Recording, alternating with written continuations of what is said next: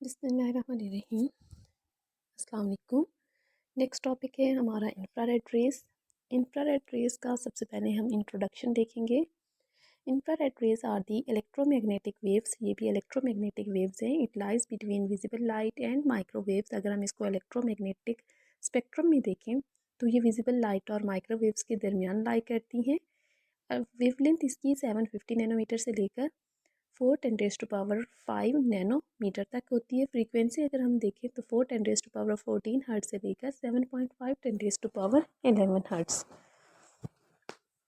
Types and next infrared radiations के infrared radiations are सब divided into further 3 types हैं। Type 1 infrared ए, infrared B और infrared सी। Wavelength infrared ए जो है 760 से लेकर 1400 नैनोमीटर, इंफ्रारेड बी 1400 से लेकर 3000 नैनोमीटर, इंफ्रारेड सी जो है वो उसकी वेवलेंथ 3000 नैनोमीटर से लेकर 1 मिलीमीटर तक है।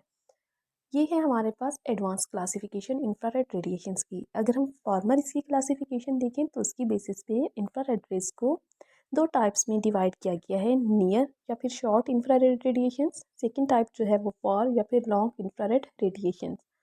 नियर और शॉर्ट इंफ्रारेड रेडिएशंस की जो वेवलेंथ है 760 से लेकर 1500 नैनोमीटर। फॉर या फिर लॉन्ग इंफ्रारेड रेडिएशंस की वेवलेंथ 1500 से 15000 nanometre. Types of infrared lamps. 2 types of lamps. अब इसकी फर्दर हम प्रोडक्शन की बात करेंगे कि इंफ्रारेड रेडिएशंस प्रोड्यूस कैसे होती हैं, कौन से लैंप्स यूज़ होते हैं। तो इंफ्रारेड रेडिएशन की प्रोडक्शन के लिए जो लैंप्स यूज़ होते हैं फिजियोथेरेपी डिपार्टमेंट में वो 2 तरह के हैं, या तो ल्यूमिनस जनरेटर्स होते हैं या फिर नॉन ल्यूमिनस जनरेटर्स होते हैं। फर्दर हम बात करेंगे इसकी पेनिट्रेशन की। Infrared rays produced by the luminous generators can penetrate deep into dermis and epidermis.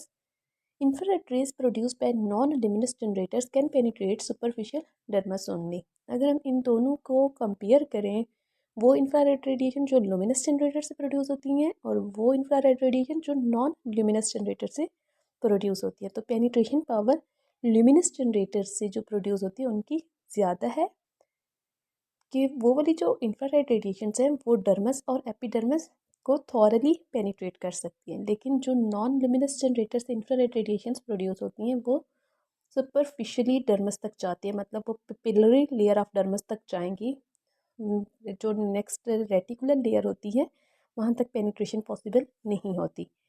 Penetration of energy into a medium is dependent open. अब ये जो पेनिट्रेशन है ये डिपेंड करती है intensity of the source of infrared, कि source की intensity हमने क्या सेट की है, वेवलेंथ और फ्रीक्वेंसी क्या सेट की थी हमने, angle eight which the radiation hit the surface, angle भी इसमें रोल प्ले करता है पेनिट्रेशन में कि एंगल हमने क्या सेट किया था, coefficient of absorption of the material, और नेक्स्ट जिस मटेरियल पे हमने वो हिट करानी है इंफ्रारेड रेडिएशन उसका कोफिशिएंट ऑफ एब्जॉर्प्शन वो भी पेनिट्रेशन एनर्जी को चेंज कर देता है। अब इन तीनों को हम देखेंगे डेप्थ की बेसिस पे, डेप्थ ऑफ पेनिट्रेशन।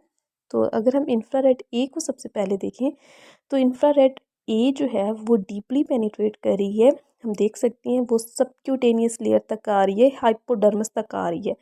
लेकिन जो हमारे पास इंफ्रारेड बी टाइप है वो डर्मिस के सुपरफिशियल पार्ट में आ रही है, वो डर्मिस को भी कम्प्लीटली पेनिट्रेट नहीं कर रही, रेटिकुलर लेयर तक नहीं आ रही।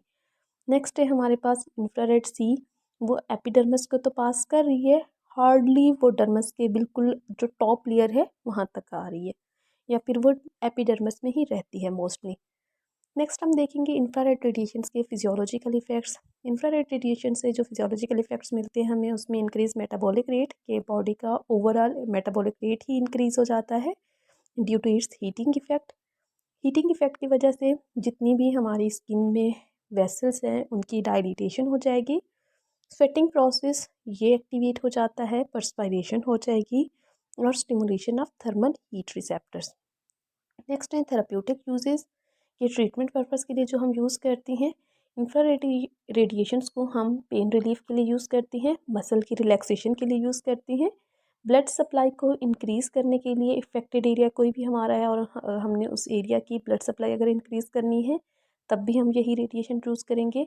जॉइंट की मोबिलिटी को इंक्रीज़ करने के लिए भी हम यूज़ कर सकते हैं, और acceleration of healing and repairing, अगर हमने हीलिंग प्रोसेस को प्रमोट करना है, रिपेयरिंग प्रोसेस को प्रमोट करना है, तब भी हम इंफ्रारेड रेडिएशंस का एक्सपोजर दे सकते हैं। अब हर मोडेलिटी के साथ कुछ ना कुछ डेंजर्स जो हैं वो एसोसिएट करते हैं। इंफ्रारेड रेडिएशंस के साथ जो डेंजर्स हमें मिल सकते हैं उनमें बर्न्स हैं। अगर तो हमने इंटेंसिटी ज़्यादा सेट कर दी या ड्यूरेशन बहुत ज़्यादा सेट कर दिया है तो ये लीड कर सकता है बर्न्स को, इलेक्ट्रिक शॉक को। अगर वायरिंग उसकी ठीक नहीं थी, इंटैक्ट नहीं थी और पेशेंट ने डायरेक्ट कांटेक्ट कर लिया या फिजियोथेरापिस्ट ने कांटेक्ट किया है, उसकी वजह से इलेक्ट्रिक शॉक हो सकता है। फेंटनेस या गिडीनेस हो सकती है। जब सिंपैथेटिक नर्वस सिस्टम बहुत ज़्यादा एक्टिवेट हो जाएगा तो ये चीज़ लीड कर सकती है फेंटनेस और गिडीनेस को। हेडेक है, gangrene, injury to the eyes and dehydration. तो इसमें जब भी पेशेंट को आपने इंफ्रारेड रेडिएशंस देनी है तो उसकी आइज़ और ये जो फेस वाला एरिया है उसको आपने कवर कराना होता है, स्पेशली गॉगल्स यूज़ करवाती हैं। और डिहाइड्रेशन, क्योंकि हमने देखा था कि इसकी वजह से स्वेटिंग भी प्रमोट हो रही है, तो एक्सेसिव स्वेटिंग जो है वो लीड कर सकती है डिहाइड्रेशन को। टेक्निक ऑफ एप्लीकेशन है, सबसे पहले तो हमने पेशेंट की पोजीशन बनानी होती है। Position the patient in a suitable well supported position with the area to be treated exposed.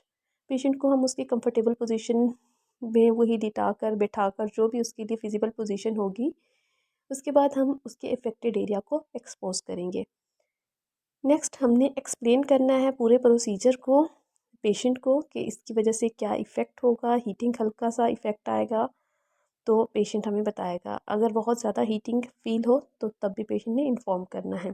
Explain the nature and effects of the treatment to the patient. और नेक्स्ट क्या है, एग्जामिनेशन करनी है। जब हमने पेशेंट को पूरा प्रोसीजर भी बता दिया कि क्या क्या होगा, इसके साइड क्या हमें पॉजिटिव इफ़ेक्ट्स मिलेंगे, नेक्स्ट हम एग्जामिन करेंगे जो एरिया हमने उसका एक्सपोज्ड किया है, जहाँ पे हमने एक्सपोजर देना है, हमने उसी एरिया को एग्जामिन करना है। Examine the skin to be treated and test the thermal sensation and also check for the contraindication. हमने स्किन को एग्जामिन करना है, जो स्किन का एरिया हमने ट्रीट करना है। नेक्स्ट हमने उस एरिया की थर्मल सेंसेशन को चेक करना है। हो सकता है उस एरिया की थर्मल सेंसेशन कॉम्प्रोमाइज्ड हो, तो पेशेंट को तो फील ही नहीं होगी थर्मल सेंसेशन, तो उसमें बर्न के चांसेस हो सकते हैं। इस चीज़ को अवॉइड करने के लिए हम उसके पहले थर्मल सेंसेशन चेक करेंगे और उसकी कंट्राइंडिकेशन चेक करेंगे। अब कंट्राइंडिकेशंस कौन कौन सी हैं जिनमें हम इंफ्रारेड रेडिएशंस नहीं दे सकते। उसमें सबसे पहले defective arterial blood pressure, defective arterial blood supply अगर है, कोई भी आर्टीरियल डिजीज़ है अंडरलाइन, तब हमने नहीं देनी। हैमरेज है, एक्टिव ब्लीडिंग हो रही है, तब भी नहीं देनी, क्योंकि वो फर्दर ब्लीडिंग को लीड कर सकते हैं। डिफेक्टिव स्किन सेंसेशन, जैसे हमने थर्मल सेंसेशन का पढ़ा है, अगर वो कॉम्प्रोमाइज है तो हमने नहीं देनी, क्योंकि ये लीड कर सकता है बर्न को। Over pelvic region during pregnancy हमने पेल्विक रीजन में भी नहीं देनी, क्योंकि ये फीटल डिफेक्ट को लीड कर सकती है। वेरिकोज वेन्स के केस में भी नहीं देनी होती। Non case of tumours directly over the eyes, patient who consciousness is lowered, जो पेशेंट अनकॉन्शियस होगा या जिसका कॉन्शियस लेवल माइल्ड मॉडरेट में होगा, तो तब भी हम नहीं देंगे। मॉडरेट और सिवियर में जब लाई करेगा। After deep X-ray and cobalt therapy, patient की स्किन ऑलरेडी सेंसिटिव होगी एक्सरेज और कोबाल्ट थेरेपी की वजह से, तो उसके फ़ौरन बाद भी हमने इंफ्रारेड रेडिएशंस नहीं देनी होती। Acute skin disease like dermatitis and किस्मा, ये क्योंकि एक्यूट इन्फेक्शन है, इसकी वजह से इन्फ्लेमेशन है, फर्दर इन्फेक्शन स्प्रेड कर सकता है, इसलिए हमने एक्यूट कंडीशंस में भी नहीं देनी। एडवांस कार्डियक डिसऑर्डर्स में भी कॉन्ट्राइंडिकेटेड है, जो कि वही लास्ट स्टेज पे होती हैं cardiac disorders. Patient who are in the extreme of ages, बहुत कम एज के जो है, जैसे इन्फेंट्स हो गए हमारे पास, या फिर बहुत ज़्यादा एज के, ओल्डर एज एबव 70 एबव 80, उनमें भी हम नहीं देते, क्योंकि उनकी सेंसेशन कॉम्प्रोमाइज़ होती हैं। और ओवर द टेस्टीज़, डायरेक्टली हमने मेल्स में टेस्टीज़ पे भी इनको अप्लाई नहीं करना। इंस्ट्रक्शन एंड वार्निंग्स, जो पहले हमने पेशेंट को इंस्ट्रक्शन देनी होती है, वार्निंग देनी होती है। Patient is warn that should experience comfortable warmth, ये चीज़ तो हम उसे एक्सप्लेन करेंगे कि इसका जो इफेक्ट होगा वो कंफर्टेबल वही वार्मथ होगा। Patient should report immediately if the heating become excessive, अगर बहुत ज़्यादा हीट वो फील करता है पेशेंट, तो वो फ़ौरन से पहले ये जो है डॉक्टर को बताए। Patient should not touch any part of the lamp और to move nearer to it, और वो जो है पेशेंट किसी पार्ट को टच ना करे और ना वो मूव करे। एप्लीकेशन है at the commencement of the treatment, जब एक दफ़ा ट्रीटमेंट स्टार्ट हो जाती है, intensity of the radiation should be below, but after 5 to 10 minutes strength of radiation can be increased. Start में इसकी इंटेंसिटी हमने कम रखनी होती है। 5 से 10 मिनट के बाद जब थोड़ी सी वेज़ोडाइलेशन हो जाएगी फिर हम इंटेंसिटी अपनी ज़्यादा कर देंगे। इसकी रीज़न ये होती है कि शुरू में हम इंटेंसिटी ज़्यादा क्यों नहीं रखते, क्योंकि एक्सेसिव वेज़ोडाइलेशन की वजह से पेशेंट शॉक में जा सकता है। तो इस चीज़ को अवॉइड करने के लिए हम स्टार्ट में इसकी इंटेंसिटी कम रखेंगे ताकि प्रॉपर वेज़ोडाइलेशन हो जाए जो स्लोली होगी, और फिर हम इंटेंसिटी ज़्यादा कर देंगे जितनी हमारी रिक्वायरमेंट होगी। Physiotherapist should be near the patient throughout the treatment, और पेशेंट को अकेला नहीं छोड़ना throughout the treatment, patient के साथ ही रहना है। Sweating is encouraged. अब एंड कैसे करना है सेशन का? On completion of the treatment the skin should be check carefully. जब एक दफ़ा आपने मोडेलिटी को रिमूव कर दिया तो पेशेंट की स्किन को इंस्पेक्ट करना है। On palpation, it may feel mildly or moderately warm and moderate erythema should be evident. अगर हम फील करेंगे तो पल्पेशन पे हमें वो माइल्ड या मॉडरेटली वार्म भी मिलेगी स्किन उसकी, और हो सकता है इरिदमा भी हो, रेड भी हुई भी हो स्किन थोड़ी सी। After extensive irradiation the patient should not rise suddenly from the recumbent position और go out in the core therapy. इस ट्रीटमेंट के बाद फ़ौरन जो है बेड से स्टैंडिंग में नहीं आएगा, स्पाइन से स्टैंडिंग पोजीशन में नहीं आएगा, या फिर फ़ौरन कोल्ड थेरेपी में नहीं जाएगा, क्रायोथेरेपी नहीं कराएगा। रीज़न क्या है कि इसमें हाँ वही हाइपोस्टेटिक जो ऑर्थोस्टेटिक हाइपोटेंशन है वो हो सकती है। Dosages for acute cases radiation with the infrared radiations can be given for 10 to 15 minutes daily for 1 to 3 times as per the requirement। अब डोजेज में एक्यूट केसेस और क्रोनिक हमें दोनों की डोज बताई गई है। अगर तो हमारे पास एक्यूट केस है तो हम एक्यूट केस के लिए डेली बेसिस पे 1 से लेकर 3 टाइम तक हम इंफ्रारेड रेडिएशंस दे सकती हैं, और हर टाइम जो एक्सपोजर होगा वो 10 से 15 मिनट होगा। और क्रोनिक केसेस के लिए हम ऑलमोस्ट 30 मिनट्स डेली या फिर अल्टरनेट डेज पे दे सकते हैं इंफ्रारेड रेडिएशंस। इलेक्ट्रोमैग्नेटिक स्पेक्ट्रम है। Which band of the electromagnetic spectrum है लॉन्गेस्ट वेवलेंथ? जो है वो रेडियो वेव्स की होती है। शॉर्टेस्ट वेवलेंथ गैमा रेज की। ग्रेटेस्ट अमाउंट ऑफ एनर्जी भी गैमा की मिलती है हमें। Released amount of energy radio waves.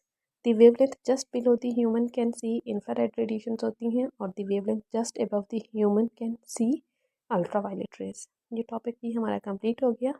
Next इंशाल्लाह हम किसी और टॉपिक के साथ मिलेंगे, तब तक के लिए अल्लाह हाफिज़।